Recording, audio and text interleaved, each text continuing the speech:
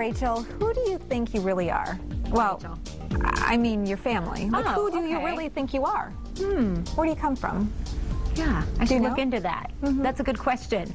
And a question that actually is made popular by a really popular NBC hit show of that name, where celebrities actually explore their genealogy. Well, they're not the only ones who can do it. With a little digging, we can all have access to find out a little more about our family tree. So we brought in a couple of experts to help anyone who wants to find how their family tree got started. Yes, and we have Don Bryant and Roger Moffat here from the Western Michigan Genealogical Society. And I know people have been doing this for generations. It seems to have taken a whole level of interest in people wanting to find out what their roots are. You seeing that? Oh, yes, definitely. I think that the television show that came on last year, the Who Do You Think You Are, had a lot to do with it. We watched it. It was on Friday nights, if you haven't seen it. And it's amazing. I mean, really, they have the help, celebrities going back, but some people, you know, have found out that they have slave history in their family. It's quite surprising sometimes, right? Yeah, it becomes pretty much an very emotional experience for somebody to learn that about their own family and where they came from. So why do you think it is that when you open the door to people and try to teach them about, you know, how the process of finding their family roots, why do you think it is that people just get so intrigued by that? I think it's the connection that you have with history, and it's actually in your own family, and that's the real compelling part of it, I believe. It's wonderful, and I know that with modern technology, we hope that things have gotten a little bit easier. I know you brought in some images, but where do you recommend that people get started? It seems like an overwhelming task at times. Well, you have to start with your own family, and you find out everything you can. Talk to your grandparents. If your great-grandparents are still living, those are the people that are going to start you. And you record the information, the names, the places, the events, and then you take it from there a generation at a time. You work backwards in time. So is it becoming easier or more complicated as time goes on to actually trace your roots? I think it's becoming easier because more and more records are being put online by various organizations. For example, our Genealogy Society, we have nearly 2 million names indexed and available on our society's website.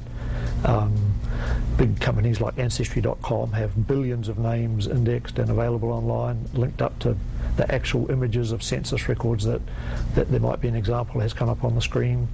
And Family Search, the website run by the Church of Jesus Christ of Latter-day Saints, they are also very heavily into genealogy.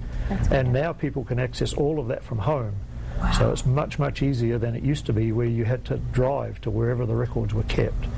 So it's certainly becoming much easier than it used to be. Well, Terry and I both have grandparents that are from other countries, and so I feel like I need to do this right away because, you know, I don't want this to be lost over the years. You actually have an event coming up that can help people with their journey and kind of expose some of these different avenues that we have available to us. Can you tell us about the event? Yeah. On the 5th and 6th of November, we have Megan Smoleniak coming from New Jersey. She's one of the country's leading genealogy researchers and authors and speakers. And she's coming to present a number of sessions on genealogy to people who want to attend our seminar. Friday night's event is called Michelle Obama's Roots.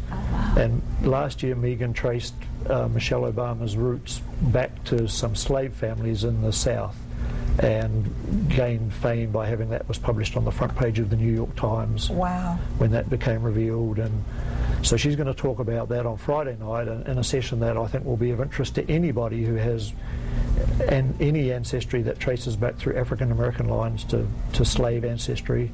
And even if you don't, it's an incredibly fascinating story. And there's more the next day also on Saturday? Yes, on Saturday we have 4 more sessions that Megan will present. One of them is about using DNA, which is becoming more and more common and popular to try and make connections using DNA. And another one is about Annie Moore, who was the first girl, I believe at 10 or 11 years old, the first person who came ashore at Ellis Island. Wow. And what happened to her after she left Ellis Island. Well, it just sounds like a fascinating opportunity for people, and we'll of course get all the information on our website. It'll let people know how they can connect with your organization and maybe become part of this great event coming up in early November. Yep.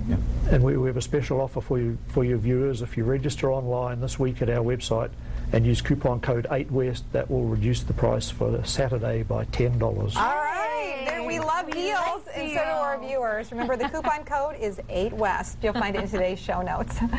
Thank you for coming on and sharing. Thank you very much. Yeah, much more 8 West when we return.